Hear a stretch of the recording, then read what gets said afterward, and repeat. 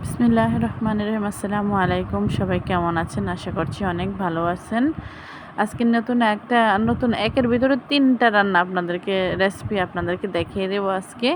তো এখানে হচ্ছে আমি টাকি মাছ নিয়েছি, আর টাকি মাছের মধ্যে হচ্ছে হলুদ দিয়ে আমি হচ্ছে বয়েল করে নিয়েছি, সিদ্ধ করে নিয়েছি এটাকে। তো এখন হচ্ছে আমি কাঁটাগুলা ছাড়িয়ে নিচ্ছি এখান থেকে।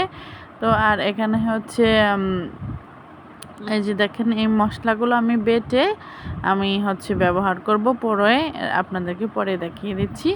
তো এখন হচ্ছে আমি বেটে নিচ্ছি। এগুলো বেটে নেওয়া একেবারেই কষ্ট না, পানি দিয়ে পাটার মধ্যে ডলা দেবেন আর হচ্ছে মেন হয়ে যাবে। তো এখানে হচ্ছে অনেকগুলো পেঁয়াজ কুচি, আর এই টাকি মাছের ঝুড়ি খেতে হলে অবশ্যই বেশি করে পেঁয়াজ দিতে হবে। তো এই যে বেশি করে আমি অনেকটাই পেঁয়াজ অ্যাড করেছি এখানে, পেঁয়াজ আর হচ্ছে কাঁচামরিচ এখানে। তারপর হচ্ছে এগুলোকে আমি ভালোভাবে লবণ দিয়ে দিচ্ছি, আর ভালোভাবে এটাকে আমি ভেজে নিব। 80% আমি হচ্ছে পেঁয়াজটাকে আমি ভেজে নেব।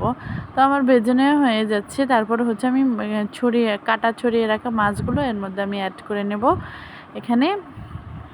তো আমার ভেজে নিতে হয়েছে, আমার ভাজতে প্রায় 3 মিনিটের মতো সময় লেগে গেছে, এই কারণে এখানে হচ্ছে বেশি পেঁয়াজ। তো এখানে আমি মাছগুলো এখন অ্যাড করে নিয়েছি, একটু মিনিট খানিকের মতো একটু নেড়ে চেড়ে, কারণ ভিডিও এত বেশি বড় করে দেখানো সম্ভব না। তো হচ্ছে এখানে আমি খুন্তির সাহায্যে একটু গুটিয়ে আমি হচ্ছে করে নিচ্ছি, আমি ছড়িয়ে নিচ্ছি। তারপর হচ্ছে খানিকটা পানি এখানে অ্যাড করে দেব। পানি অ্যাড করে দেওয়ার কারণ হচ্ছে ওই বেটে রাখা মশলাটা, এলাচ দারচিনির সেই বেটে রাখা মশলাটা এর মধ্যে হচ্ছে সবগুলো মাছের ভিতর যাতে অ্যাড হয়ে যায় একসাথে, এই জন্যই হচ্ছে একটু পানি অ্যাড করা। তো হচ্ছে এখন হচ্ছে আমি ওই বেটে রাখা মশলাটা এখানে অ্যাড করে নিচ্ছি। তো এই প্রসেসে আপনারা হচ্ছে রান্না করে টাকি মাছের ঝুড়ি করে খেতে পারেন। আর সবসময় হচ্ছে একই ধরনের খাবার খেতে আমাদের কারোই ভালো লাগে না, ভিন্ন ধরনের কোনো কিছু খেতেও ইচ্ছে করে। তো যার জন্য হচ্ছে এভাবে রান্না করা। আমি আগেও করেছি, এইভাবে রান্না করলে খুবই অসাধারণ লাগে। যারা খেয়েছেন অবশ্যই এটা স্বাদ জানেন, আর যারা খাননি আপনারা অবশ্যই এভাবে ট্রাই করে দেখতে পারেন।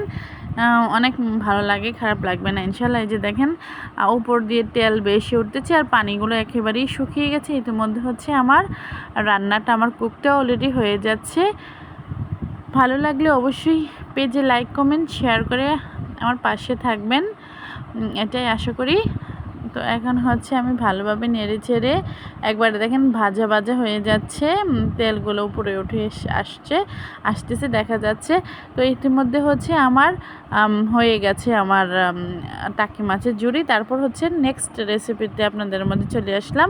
এখানে হচ্ছে অল্প পরিমাণ ডাল রান্না করেছি, কারণ এটার সাথে হচ্ছে ডাল, তারপরে হচ্ছে সাথে আমি পটল ভাজাও আপনাদেরকে দেখাবো। এগুলা হচ্ছে আমরা যেহেতু বৃষ্টির পানি দিয়ে রান্না করি, তো হচ্ছে বৃষ্টির পানি আমি অ্যাড করে নিয়েছি। আমরা এই প্রসেসেই ডালটা রান্না করি, কারণ হচ্ছে গ্যাস হচ্ছে আমার কিনে আনা, যার জন্য তাড়াতাড়ি হয়ে যায়। তো এই যে দেখেন, আমার ডাল রান্নাটাও হয়ে গেছে। এগুলো হচ্ছে ডালের জন্য বাগার দেওয়ার জন্য হচ্ছে ফোড়ন এখানে করেছি। আর এখানে হচ্ছে আমি পটলগুলা এভাবে প্রসেস করে নিয়ে লবণ আর হলুদ দিয়ে মাখিয়ে জাস্ট ভেজে নেওয়া। এগুলা এভাবে ভেজে তারপর হচ্ছে ঢালের সাথে ভাত, পটল ভাজা আর হচ্ছে টাকি মাছের ঝুড়ি এরকম হলে অনায়াসে ভাত খেতে অনেক ভালো লাগবে। তো দেখেন আমার কি সুন্দর আস্তে আস্তে ভাজাগুলা হয়ে যাচ্ছে। তো আর স্বামীরা যেহেতু কষ্ট করে কামাই করে খাওয়ায়, ওনাদের সামনে এত মজার খাবার দিলে তো ওনারা অনেক খুশি হবে, আর খেয়ে যদি প্রশংসা করে তাহলে তো আমাদের অনেক ভালো লাগবে। আজকের মতো এখানেই, আল্লাহ হাফেজ।